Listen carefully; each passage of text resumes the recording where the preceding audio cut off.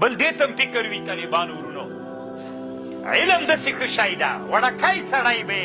په مجلس کې به غټ سړی که نه کله چې مجلس کې ناست دی سپین ږیري خلک به وي تا سره به تعلق د علم وي سپین ږیرو ته به ګورې ته به ځوان سړی په هغه مجلس کې ناست غټې خبرې به کوي دا غټې خبرې خو علم کوي اصل کې هغه په تا کې موجود ده ته اوس فکر وکړه طالبانو د پاچا په مجلس کې طالبانو هر څوک نه پرېښودل کېږي سپین ږیري غټ خلک خو کله طالبانو کشران انسانان ورسي چې هغه علم ورسره سلیمان اسلام به طالبانو چې داسې مجلس د وزراو ناست و هدهد به هم پکې و د کور ګډ دی که نه هدهد به راغی د سلیمان علیه السلام د وزراو په مجلس کې د کابینې په مجلس کې به ناست و زوی مړ کې دا هدهد ته شی کړي دي چې الله دومره کمال ورکړی چې د وزیرانو د کابینې په غونډه کې دا هدهد په چوکۍ نیغ ناست علت یې څه شی و طالبانو علم احط بما لم تحط به خبرا یو ورځ طالبانو مجلس و د کابینې مجلس و د حضرت سلیمان علیه السلام رئیس الوزرا هم ناست و بل وزیر هم ناست و او بادشاه هم ناست و د الله خلیفه هم ناست و ټول ناست ول سلیمان علیه السلام ویلې دا هدهد چیرې ده چوکۍ خالي ده دا د کابینې مجلس ته ولې نه ده راغلی نن زه به د ده سره ګورم داسې ورته په غوسه سو هدهد چې راغی سلیمان علیه السلام ته وایي حط بما لم تحط به خبر زه په داسې شي علم لرم چې تی نه لري د کابینې په مجلس کې ټولو وزیرانو دلته غوږ نیولی و علم ورسره وکړه نو که غواړئ چې په غټو مجلسونو کې کښېنئ جای پیدا کړئ علم ځان کې راولئ او که غواړئ چې څوک مو په دربار کې هم پرېنږدي د دربار په دروازه کې هم پرېنږدي ځان علم نه خالي کوي په خبر پوه شوئ علم بیا به وایم علم کوم سړی طالبانو ډېر کته سړی د علم سړی کوم سړی طالبانو په ټولنه کې ډېر څوک هغه سړی چې علم والا سړی اوس طالبانو زه بله ورځ چې عمان ته تلم د کابل میدانوۍ ته چې ورغلم یعنې الله دې مجاهدینو سره ډېر ښه وکړي هره دروازه باندې چې دروازه ډېره خلاصه ده شیخ صاحب تړلې درځه خو اصلا خو درځه ښه اخر ته چې ور ورسېدلې که نه هغه خاص هغه ته خو بس سړی راغه خپله د یو آی پي والا مشر راسي ما نه لیدلی نه مې مخکې ورته ویلي چې زه درځم خو بس هغه دې راکړه اسناد دې راکړه بولډینګ پاسونه راواخیستي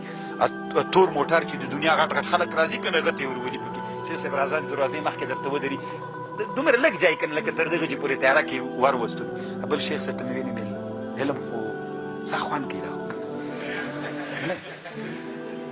بس الله عز وجل طالبانو داسې الله دې موږ سره علم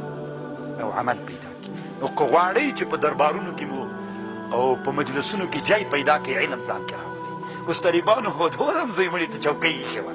رئیس د کابینې په مجلس کې علم یو ډېر ښه صفت ده الله دې موږ او تاسې څوک وګرځوي طالبانو علم ته ګورئ علم چې ده سپی سره طالبانو اسلام کې ډېر منفور ده اول خنزیر د دویم سپی اسلام کې ډېر منفور خو طالبانو که سپي ښکار وکړي تعلیمي سپی علم دې ور زده کړی دا ښکار پاک ده ور ودرېد سپی طالبانو بیا پاک سو سپي که په تا باندې خوله ولګوله او دا کالي دې نجس دا مردار ده اما که غوښه یې کاڼې درته وکړه بیا پاک ده د علم دې وجې نه طهارت پکې راغلی علم طالبانو سړی لاغه نه یو شاعر تېر سوی فرزدق ورته وایي یو ورځ یې شعر ویلی لقد ضاع شعري على بابكم كما ضاع در على خالصه طالبانو د سلیمان ابن عبدالملک ابن مروان معشوقه وه ډېره پې ګرانه وه د هغې په غاړه کې به کوم ملغلرې چې پرتې وې عجیب خوند پې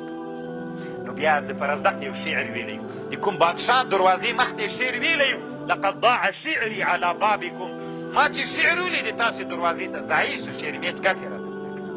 کما ضاع الدر على خالصه لکه د خالصې په غاړه باندې چې ملغلرې پرتې دي نو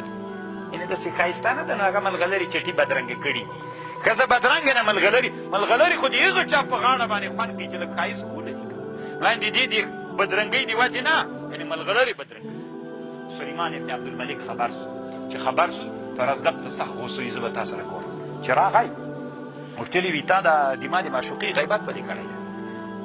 لقد ضاع شعري على بابكم كما ضاع الدر على خالصه. خالصه څومره حسینه. طالبانو یو څوک حسین وي، چاته حسین وي، په نفس الامر کې نه وي. دا خو د هر چا له سترګو له کنجو چې وروګورې بیا سړي ته پته لګېږي.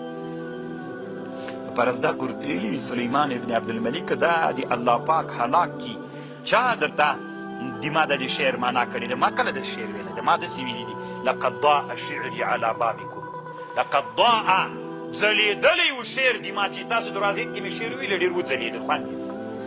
کما ضاع الدر على خالصه. لکه چې